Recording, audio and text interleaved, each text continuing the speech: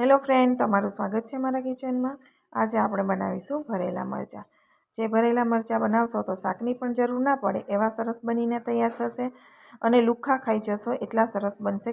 Kilo મરચાં એકસાથે બનાવીને ખાય એવા ટેસ્ટી બનીને તૈયાર થશે। તો ચાલો બનાવવાનું શરૂ કરીએ। તો પહેલાં મેં અહીંયા લીલા મરચાં લીધા છે, જે તીખા નથી, મોરા છે। તમને સ્પાઇસી પસંદ હોય તે પ્રમાણે તમારે લેવાના। મોરા મરચાં ધોઈ એને ચોખ્ખા કરી લેવાના। ત્યાર પછી આ રીતે કટ લગાવી દેવાની। તો બીનો ભાગ હોય વધારે પડતો તો કાઢી નાખવાનો, આછો બીનો ભાગ હોય તો ના કાઢીએ તો પણ ચાલે। તો થોડો વધારે ભાગ હોય તો એટલો બીજ છે એ કાઢી દેવાના। તો બધા મરચાંને આ રીતે આપણે કાપા કરી અને બીજ ફટાવી અને તૈયાર કરી દઈશું। તો મરચાં છે એ મોટા હોય તો મસાલો ભરીને સરસ બનીને તૈયાર થાય છે। તો મરચાં જ્યારે આપણે ભરવાના હોય ત્યારે આપણે મોટા જ મરચાંનો ઉપયોગ કરતા હોઈએ છીએ અને જે મસાલો બનાવીએ છીએ એ બહુ જ સરસ એવો બનીને તૈયાર થાય છે। તો હવે આપણે મસાલો બનાવવા માટે ગેસ ઉપર પેન રાખી દઈશું અને ચમચી જેટલું તેલ નાખી અને અડધો કપ ચણાનો લોટ નાખી અને આપણે શેકી લેવાનો છે। ચણાનો લોટ કે બેસન ગમે તે હોય ચાલે। તો અહીંયા લોટ નાખી અને આપણે હવે શેકી લેવાનો છે એકદમ સરસ રીતે। તે શેકાશે લોટ એટલે એનો કલર છે એકદમ બદલાઈ જશે અને સુગંધ પણ ખૂબ જ સરસ એવી આવશે। તો કલર છે એ તમે જોઈ શકો છો, આપણા લોટનો એકદમ બદલાઈ ગયો છે, લાલ પડતો થઈ જાય એટલે આપણો ચણાનો લોટ છે એ શેકાઈને તૈયાર થઈ ગયો છે। તો હવે આપણે ગેસની ફ્લેમ બંધ કરી દઈશું અને પેનમાંથી લોટ છે એ કાઢી લેવાનો છે। તો આપણો લોટ એકદમ સરસ એવો શેકાઈને તૈયાર થઈ ગયો છે। તો હવે હું એને એક બાઉલમાં કાઢી અને તૈયાર કરી લઉં છું, જેથી ફટાફટ આપણો લોટ ઠંડો થઈ જાય અને સ્ટફિંગ છે એ ફટાફટ બનીને રેડી થઈ જાય। જ્યાં સુધી લોટ આપણો ઠંડો થાય ત્યાં સુધીમાં આપણે બીજી પ્રોસેસ કરી લઈએ। તો અહીંયા અડધો કપ મેં ખાટું મીઠું ચવાણું લીધું છે। ખાટું મીઠું ચવાણું ન હોય તો તમે સિંગ પણ લઈ શકો છો અહીંયા, અને જો એમ જ બનાવતા હોય તો મસાલા કેવી રીતે કરવા એ હું આગળ તમને જણાવી દઈશ। તો ખાસ જરૂરથી છેલ્લે સુધી જોજો, બહુ જ સરસ બનશે અને બનાવવાની રીત પણ થોડી અલગ છે। તો અહીંયા ચવાણાનો લોટ જે મિશ્રણ છે આપણે ગ્રાઇન્ડ કરીને રાખ્યું એ આપણે નાખી દીધું છે। હવે મસાલા કરી દઈશું। તો સ્વાદ પ્રમાણે આપણે એની અંદર મીઠું નાખીશું, ચપટી જેટલી હિંગ નાખી દઈશું। હિંગનો સ્વાદ છે એ એકદમ સરસ એવો આવે છે। સાથે આપણે ધાણા જીરું છે, જો તમે ચણાનો લોટ ખાલી લીધો હોય તો ધાણા જીરું છે 3 ચમચી લઈ લેવાનું, ચણાનો લોટ જેથી ચીકણો નહીં લાગે। તો અહીંયા 1.5 ચમચી ભરીને મેં ધાણા જીરું લીધું છે, સાથે ચમચી એટલા સફેદ તલ લીધા છે અને અહીંયા આમચૂર પાવડર લીધો છે। તમે લીંબુનો રસ પણ લઈ શકો છો, મેં ખટાશ માટે આમચૂર લીધો છે અને લીલા ધાણા નાખી દઈશું। હવે અહીંયા ઘણા લોકો છે એ લાલ મરચાંનો પણ ઉપયોગ કરતા હોય છે, તો તમે કાશ્મીરી મરચું પણ નાખી શકો છો। મોણ માટે 1 જ ચમચી તેલ નાખીશું, કેમ કે ચવાણું છે એ પણ તળેલું હોય છે એટલે મોણમાં વધારે પડતું તેલ આપણે નહીં નાખીએ। હવે હું અહીંયા હળદર નાખવાનું ભૂલી ગઈ હતી એટલે મેં પાછળથી હળદર નાખી છે, એ પણ નાખી અને આપણે સરસ રીતે મિક્સ કરી દઈશું હળદરને। અને ખાંડ, દળેલી ખાંડ પણ આપણે નાખી દઈશું, જેથી ટેસ્ટ છે એ ખાટો મીઠો એકદમ સરસ એવો આવે। તો અડધી ચમચી ભરીને ખાંડ નાખી દીધી છે। બધી વસ્તુ મસાલો મિક્સ કરી અને એકવાર ટેસ્ટ કરી લેવાનો। જો કોઈ પણ વસ્તુ ઓછી હોય, ગળપણ કે ખટાશ, તો તમે પાછળથી એડ કરી શકો છો।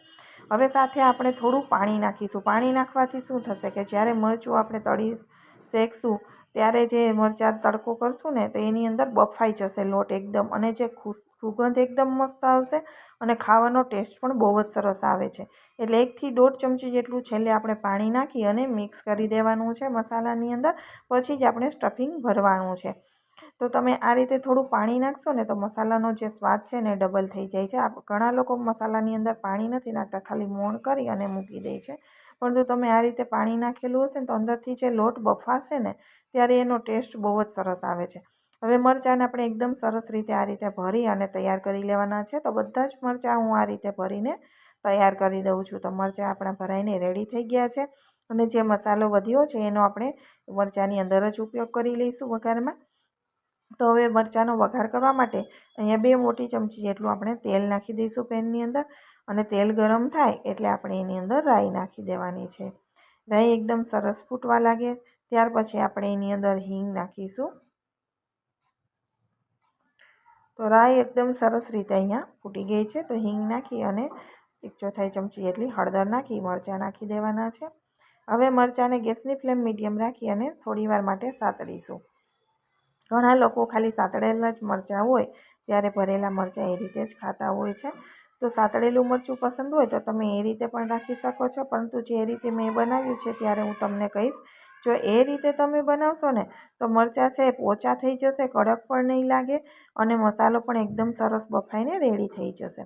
તો અહીંયા મરચાંને અલટ-પલટ કરતાં તમે જોઈ શકો છો 3 મિનિટ જેવો સમય થયો છે અને મરચાંમાં એકદમ સરસ એવી ડિઝાઇન થઈ ગઈ છે. તો મરચાંને ફેરવી અને આ રીતે બધા જ મરચાંમાં ડિઝાઇન થઈ જાય ત્યાં સુધી આપણે તળવાના છે તેલમાં.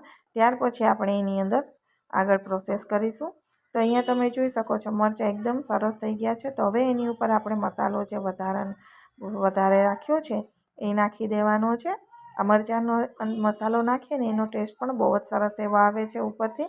અને સાથે સફેદ તલ, તો તલનો તમે વઘારમાં પણ ઉપયોગ કરી શકો છો અને આ રીતે ઉપરથી પણ નાખી શકો છો. લોટ નાખ્યા પછી આપણે એને મિક્સ કરી દેવાનો છે. લોટ પહેલેથી નથી નાખવાનો, જ્યારે મરચાં એકદમ સરસ સતળાઈ જાય, ડિઝાઇન પડી જાય ત્યાર પછી જ નાખવાના. અને છેલ્લે આપણે આને મરચાં ગેસની ફ્લેમ લો કરી અને 3 થી 4 ચમચી જેટલું પાણી આ રીતે હાથથી છાંટી અને પ્લેટ બંધ કરી દેવાની છે. 2 થી 3 મિનિટ માટે બફાવા દેવાના છે. જો તમારે પાણી અંદર ન નાખવું હોય તો પ્લેટ ઢાંકી અને ઉપર તમે પાણી નાખી વરાળે પણ બાફી શકો છો. પરંતુ પાણી આ રીતે છાંટીને મરચાં બાફો ત્યારે મરચાં એકદમ સરસ બફાઈ જાય છે અને એનો સ્વાદ બહુ જ સરસ આવે છે.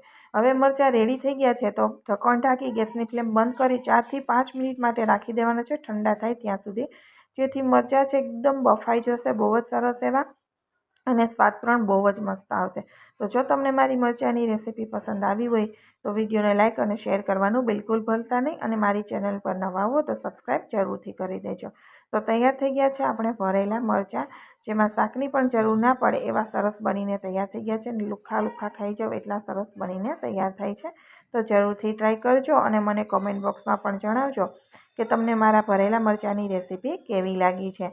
તો અહીંયા તમે જોઈ શકો છો, હું નજીકથી પણ બતાવું છું, બહુ જ સરસ એવા બનીને તૈયાર થઈ ગયા છે.